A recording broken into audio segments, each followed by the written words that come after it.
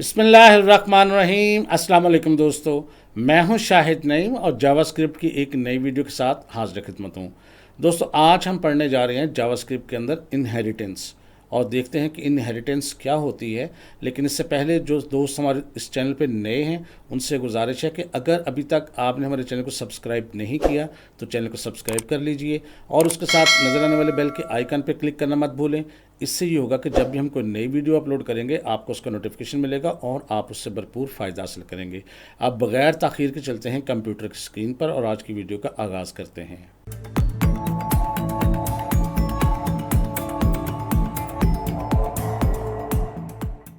तो दोस्तों, आज जावास्क्रिप्ट के अंदर हम जिस मौजू को आगाज़ करने जा रहे हैं वो है इनहेरिटेंस। इनहेरिटेंस जावास्क्रिप्ट के अंदर क्या होती है? इनहेरिटेंस इन जावास्क्रिप्ट अलाउज, यानी जावास्क्रिप्ट के अंदर जो इनहेरिटेंस होती है वो इस बात की इजाज़त देती है वन ऑब्जेक्ट, किसी एक ऑब्जेक्ट को, टू गेट, कि वो हासिल करे, और यूज़ या इस्तेमाल करे properties and methods from an other object, यानी किसी दूसरे ऑब्जेक्ट की प्रॉपर्टीज़, फंक्शन या मेथड्स को इस्तेमाल कर सके। इसकी आप मिसाल यूँ ले लें कि जैसे एक शख्स है, उसको अपनी जायदाद में से हिस्सा मिला है, वालिद की जायदाद में से या दादा की जायदाद में से। तो बेसिकली वो जायदाद मलकियत किसकी थी? हो सकता है उसकी दादा की हो या उसके वालिद की हो, लेकिन उसको मिली है विरासत के अंदर। तो ऐसी चीज़ को कहते हैं इनहेरिटेंस। हम कहेंगे उसने ये जायदाद इनहेरिट की है, यानी विरासत में मिली है। बिल्कुल इसी तरह अगर एक क्लास हो जिसका नाम यहाँ स्क्रीन पे आपको नज़र आ रहा है पेरेंट के नाम से, और उसके अंदर हमने एक मेथड या फंक्शन क्रिएट किया हुआ है शो के नाम से, और इसी तरह हमने एक और क्लास बनाई हुई है और उसका नाम रख दिया है चाइल्ड। क्या चाइल्ड जो है वो फंक्शन इस्तेमाल कर सकता है पेरेंट का जिसका नाम शो है? तो जवाब होगा नहीं, यानी एक क्लास दूसरी क्लास के फंक्शन को इस्तेमाल नहीं कर सकती। लेकिन अगर हम इनहेरिटेंस का हमें पता हो और हम चाहें कि एक क्लास के अंदर रहते हुए दूसरी क्लास के फंक्शन को इस्तेमाल करना है तो हमें क्या करना पड़ेगा? जो चाइल्ड क्लास होगी उसके अंदर दो लफ्ज़ों का इजाफा करना पड़ेगा। वो होंगे जी, आपको क्लास के नाम के बाद एक्सटेंड्स का यूज़ करना पड़ेगा, लफ्ज़ कीवर्ड इस्तेमाल करना पड़ेगा, और उसके आगे पेरेंट क्लास जो होगी, यानी जिसके हमने फंक्शंस को इस्तेमाल करना है, उसका नाम लिखना पड़ेगा। ये कैसे होगा इसको हम करके देखते हैं ताकि आपको अच्छे से समझ आ जाए। आइए कोड एडिटर विंडो पे चलते हैं और इसको हम देखते हैं कि कैसे होगा। कोड एडिटर विंडो के अंदर हम एक क्लास बनाते हैं जी, जिसका नाम हम रख लेते हैं पेरेंट्स। पेरेंट हमने नाम रखा है और करली ब्रैकेट के अंदर हम यहाँ पर एक फंक्शन लिख देते हैं जिसका नाम रख देते हैं शो, और उसके अंदर हम एक स्टेटमेंट लिख देते हैं console.log, और ब्रैकेट्स में हम लिख देते हैं message, this is parent area. ये हमने मैसेज लिखा जी और एक हमने क्लास बना ली है। बिल्कुल इसी तरह हम एक और क्लास बनाते हैं, उसका नाम रख देते हैं चाइल्ड, और इसके अंदर भी कुछ हम लिखते हैं, बल्कि इसके अंदर कुछ भी नहीं लिखते, बस हमने एक क्लास बना ली है। अब अगर हम एक ऑब्जेक्ट बनाते हैं, किस तरह बनाएंगे? लेट किसी बंदे का नाम रख लेते हैं, जैसे शाहिद रख लिया मैंने, is equal to new child. अब हमने यहाँ पर एक ऑब्जेक्ट बना ली जिसका नाम शाहिद होगा, और किस क्लास के ज़रिए बनाया? चाइल्ड क्लास के ज़रिए। अब हम देखते हैं कि क्या वाकई ये ऑब्जेक्ट बन चुका है। सेव करके रिजल्ट देखते हैं। तो ये देखिए कंसोल विंडो में हम पहुँच चुके हैं, और यहाँ अगर हम लिखते हैं शाहिद और एंटर प्रेस करते हैं तो ये बताएगा कि ये एक ऑब्जेक्ट है और किस क्लास से बना है? चाइल्ड क्लास से बना है, और यहाँ पर देखें ऑब्जेक्ट नज़र आ रहा है। तो अब अगर हम इसके अंदर कोई फंक्शन इस्तेमाल करना चाहें, जो शो वाला ऊपर बनाया था हमने, क्या वो इस्तेमाल होगा? नहीं होगा। शाहिद लिख के डॉट शो लिखते हैं हम, और आगे हम एंटर प्रेस करते हैं तो आपके ख्याल में क्या ये चलेगा? कुछ मैसेज आएगा? नहीं, एरर आएगा। उसने कहा है कि ये कोई फंक्शन नहीं है। तो इसका मतलब ये हुआ कि जब हमने इस ऑब्जेक्ट को क्लास चाइल्ड के ज़रिए बनाया है तो हम ऊपर पेरेंट वाले फंक्शन को इस्तेमाल नहीं कर सकते। ये देखें, फंक्शन हमारा मौजूद था पेरेंट के अंदर और चाइल्ड के अंदर कोई फंक्शन नहीं था, लेकिन जब शाहिद ऑब्जेक्ट के ज़रिए हमने उसको डिस्प्ले करवाने की कोशिश की तो उसने काम नहीं किया। अब अगर हम चाहते हैं कि उस फंक्शंस को हम इस्तेमाल कर सकें तो ये जो क्लास चाइल्ड था इसके आगे हमें सिर्फ लिखना पड़ेगा एक्सटेंड्स, और आगे जो पेरेंट क्लास है उसका नाम, जो उसका नाम पेरेंट ही है। तो इस तरह अब हम लिख लिया। अब हम उस फंक्शन को इस्तेमाल कर पाएंगे शाहिद ऑब्जेक्ट के ज़रिए। कैसे देखते हैं।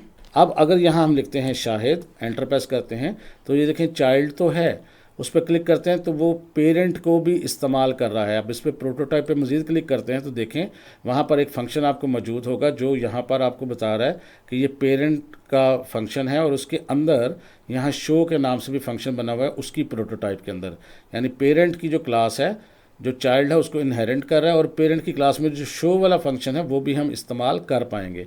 कैसे, हम इसको देख लेते हैं। अगर हम यहाँ लिखते हैं शाहिद और डॉट शो, जब हमने पिछली दफ़ा लिखा था, एंटर किया था तो कुछ नहीं आया था, एरर आया था। अब अगर हम एंटर प्रेस करते हैं तो वो मैसेज आपको आ रहा है दिस इज़ पेरेंट एरिया। इसका मतलब ये हुआ कि जो शाहिद ऑब्जेक्ट नेम है वो हमने बनाया था किस क्लास को इस्तेमाल करते हुए, चाइल्ड को, लेकिन ये जो फंक्शन इस्तेमाल हुआ है ये कहाँ से हुआ है, ये पेरेंट से हुआ है।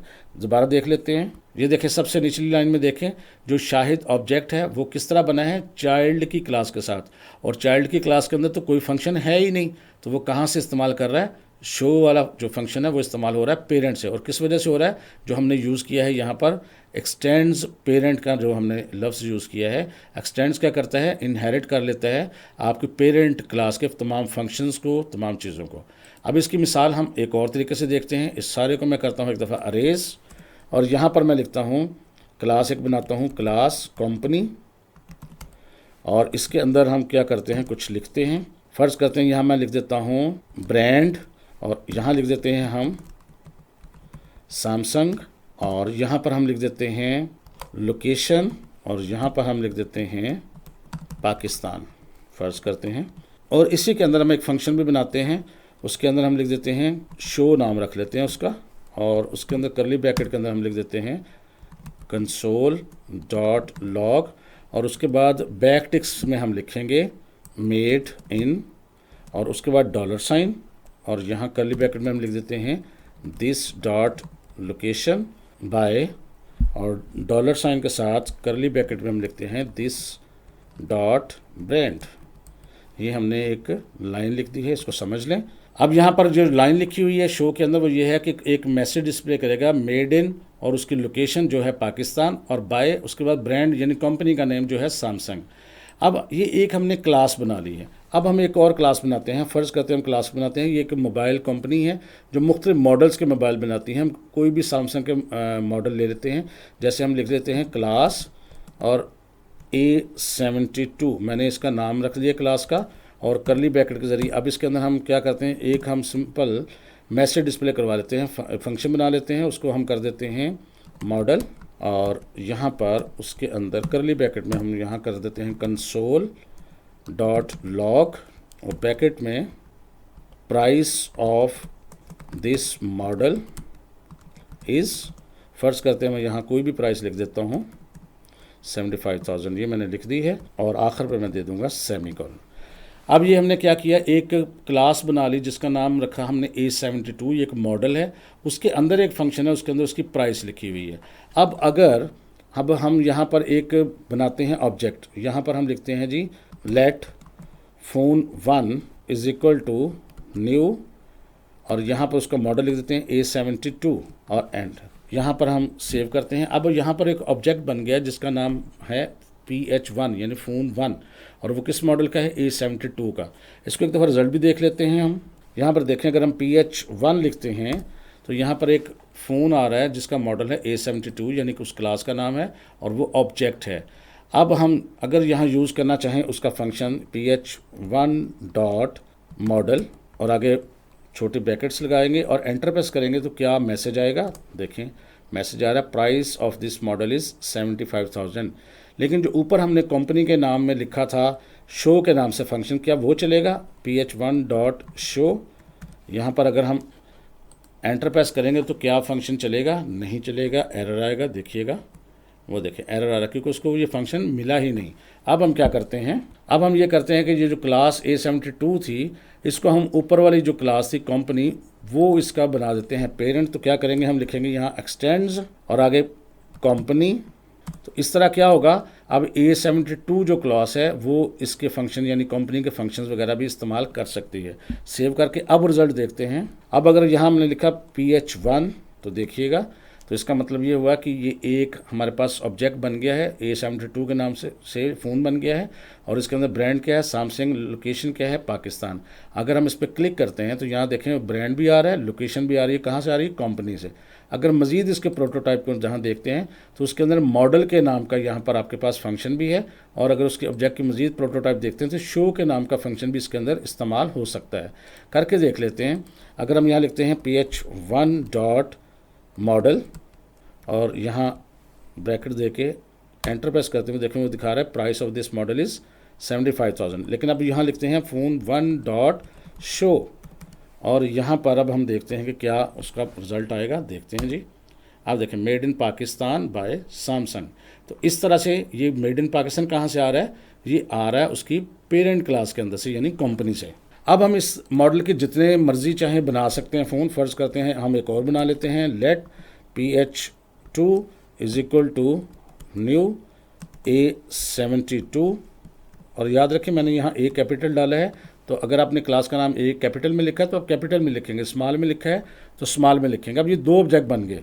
देखते हैं, ये देखें, अगर हमने PH1 लिखा तो भी ऑब्जेक्ट है, PH2 लिखा तो भी ऑब्जेक्ट है। अगर हम PH2.show करेंगे, ये देखें, तो वहाँ पर वो उसका मैसेज पेरेंट से आएगा, और अगर हम PH2.model लिखेंगे तो उसका अपनी क्लास से उसका मैसेज आएगा।